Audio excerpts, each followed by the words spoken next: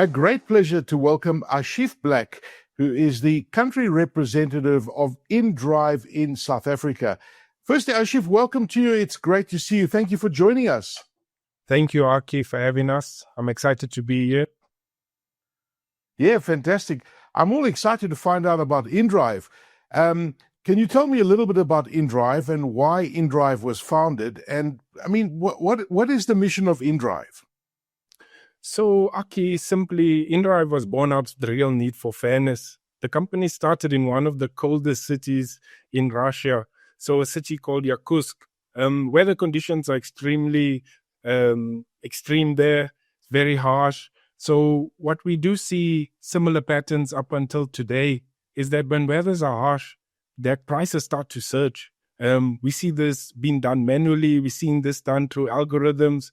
So we had a group of people who actually were the founders of inDrive, where they created a system where passengers and drivers could agree on a fair price together.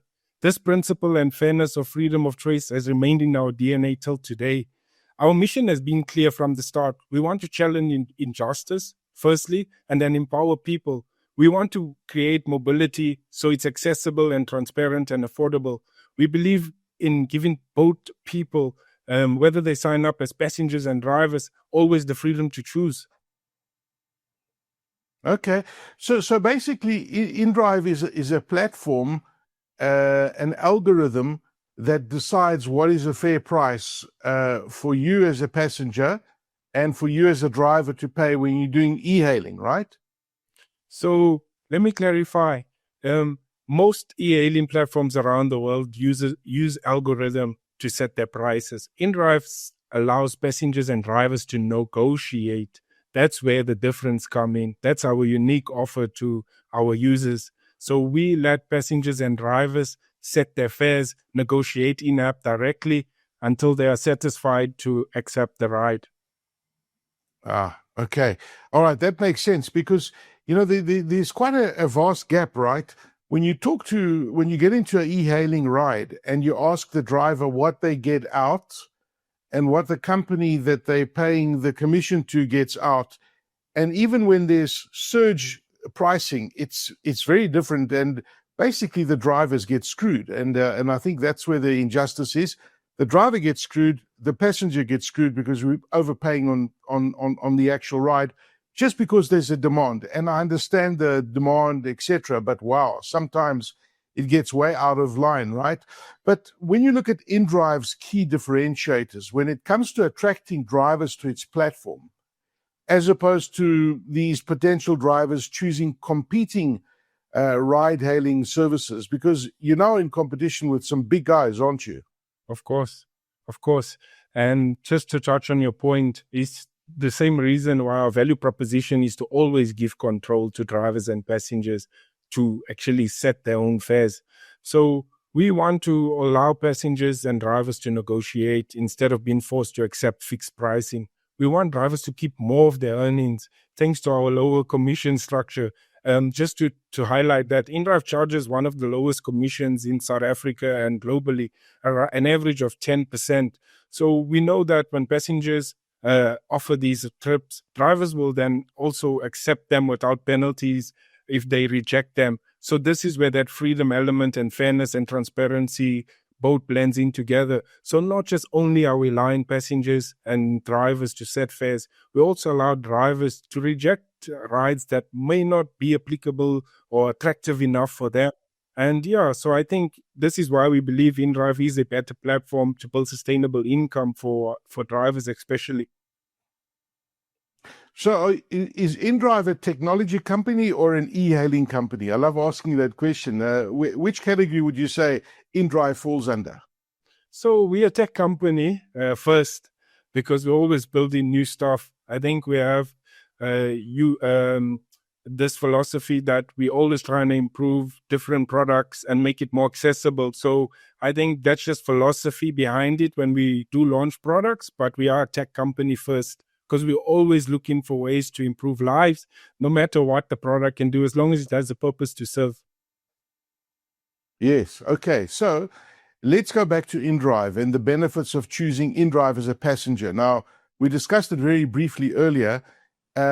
when you compare to other popular ride-hailing services, which I compared earlier to and discussed my experiences as a passenger myself, and hearing the opinions of e-hailing drivers, and that the one complaint is they're always saying they're not getting enough out, right? And they're paying a huge commission to the e-hailing company for being the driver, basically, So let's talk about those benefits of choosing inDrive as a passenger compared to any other of the popular e-hailing services. So one thing we're doing aggressively in South Africa is we're expanding into areas and making it more accessible for people. So we know many areas are not strong with consistent public transport. So we want to be in places where passengers can find us more easily.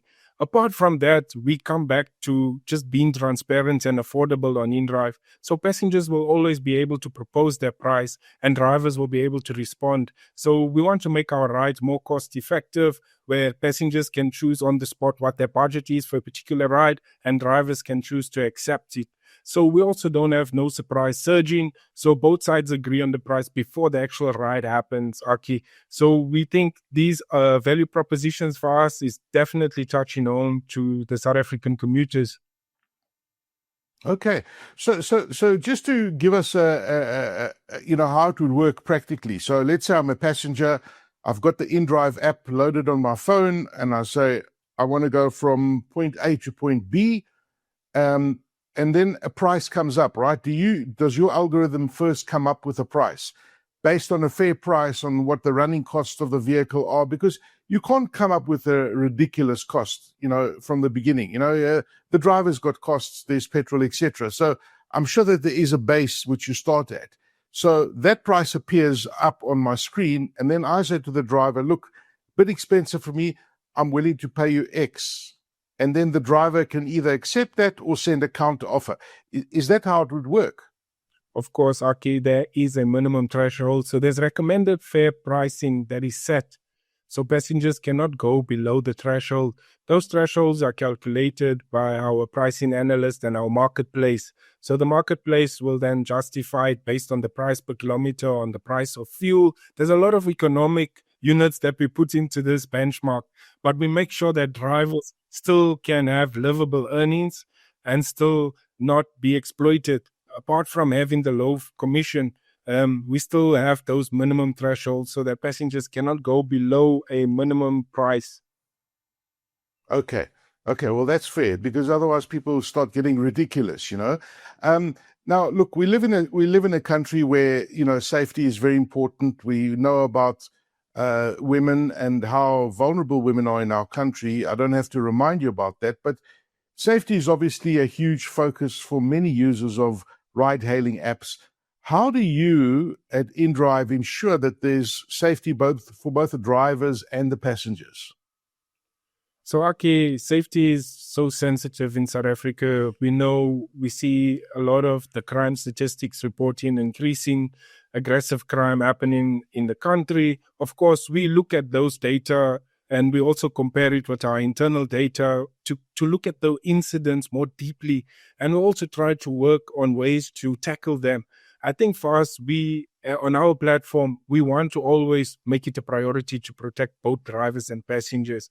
So we have features so that at least are there to give the elements in control for passengers to have real-time ride tracking. This can be shared with their friends or loved ones. We also have ID and document verification for drivers when they sign up to operate on our platform. So not just anyone can just download the app and start driving and picking up people. No, there's stringent processes that they would have to go through. And if they don't meet those minimum requirements, they then are rejected. If they meet the minimum requirements to drive on our platform, they are then activated.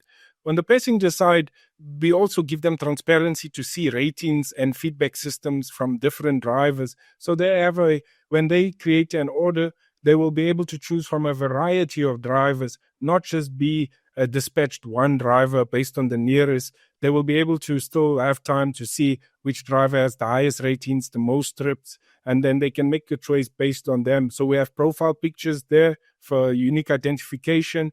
And then internally, we're always working on ways to improve safety products. I think we're always open to work with government and security clusters, especially SAPs, because they're a key defender of these incidents, and we're always collaborating with them when issues like this needs to be investigated, whether it's from a driver or a passenger.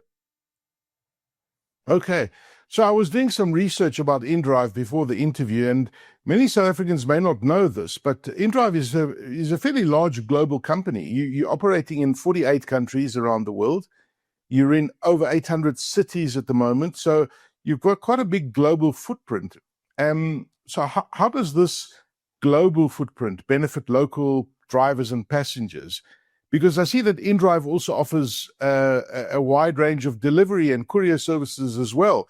So could you unpack what these services are and how they benefit customers?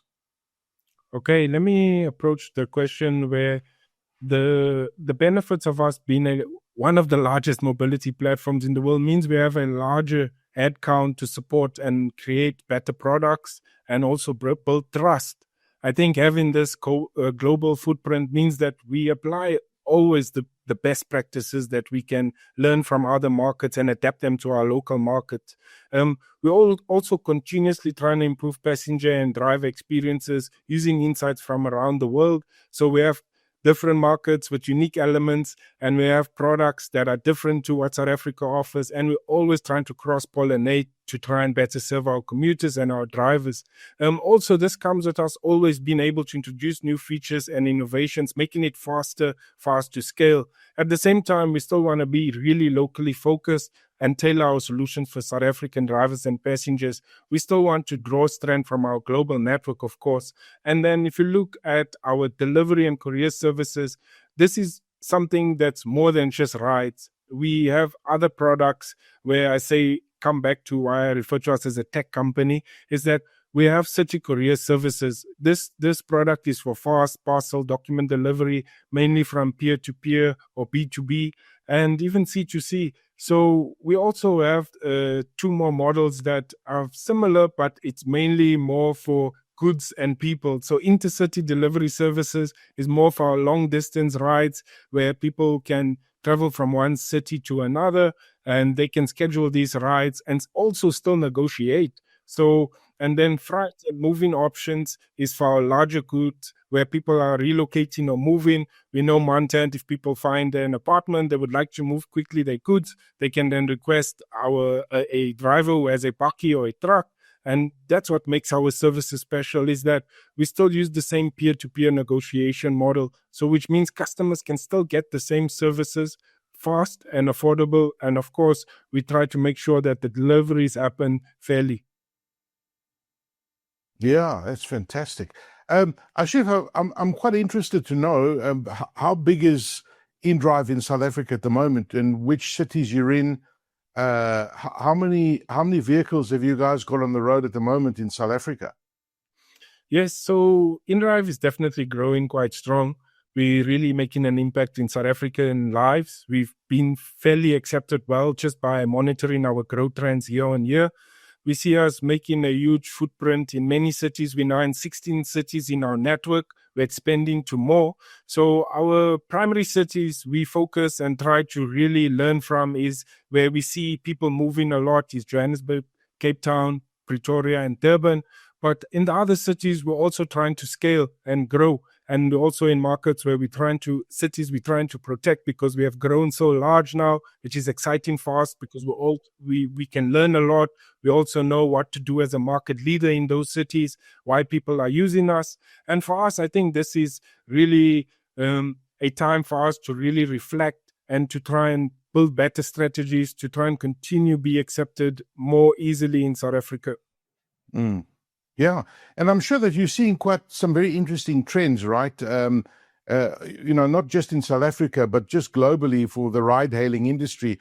I was just thinking about how many people, what percentage of people globally use e-hailing, for example, or ride-hailing, call it what you want. So I'm sure that there is still a massive growth component to this industry as a trend. You must be seeing more and more people starting to use ride-hailing services, not just in South Africa, but globally. Yeah, with the hundreds of thousands of vehicles and drivers that we have on our platform, we see trends daily change. I think different cities have different needs, and we try and approach it that way. Of course, there's those top outliers. I think for us, the main insight and trend is that safety and trust is still one of the top indicators and a priority for both passengers and drivers. And then, of course, affordability. I think that's more important than ever now, especially through different tough economic periods. We've seen in South Africa, particularly, that youth unemployment has skyrocketed. It's been a trend that we've been monitoring just to be more attractive to the youth. We've seen huge adoption from the youth, from the student space. We've been very active in universities, trying to understand that ecosystem and build stronger relationships there. So we're trying to build products that can at least cater for different issues in South Africa. So, for example, with the youth unemployment skyrocketing, just in Q1, we see that stats came out that it increased by over additional 40,000 in absolute youth. We see that there's a real need to try and create more products that can at least cater for the youth in terms of moving around and also being entrepreneurs on our platform. So we're trying to diversify our ride-hailing products and expand them into different services. We're seeing, of course, sustainability being one of those indicators that will give us more longevity in a country. And I think these changes is always still coming back to our philosophy. We need to stay true to our values and fairness, and also give freedom to the community that is using us. Okay. And Ashif, how does a passenger like myself start engaging with your company inDrive, and I want to start using your ride-hailing services, and if I'm a driver that's watching this right now and I want to get onto your network, how do I go about doing this? So as a passenger, you would go to your Play Store marketplace. You would download it. If you're using Android, you'd go to the Play Store. And if you're using Apple, you'd go to the Apple App Store and you would search for inDrive, and then you would download the app. So passengers will have the option to differentiate between a driver when they sign up. So there's two options. We have one app that serves for both users. So for passengers, they would need to select passenger and then select the city that they are operating in, fill in their personal details with their profile picture, and it's simple as that, just a few steps. And then from there, they can navigate to the place that they want to request to, and then they can just choose the pickup location and then set the destination, and then the minimum fare will be offered, and then from there, it will be then sent through to the driver, where the driver will see it on their end and then negotiate from there. That's how the magic happens.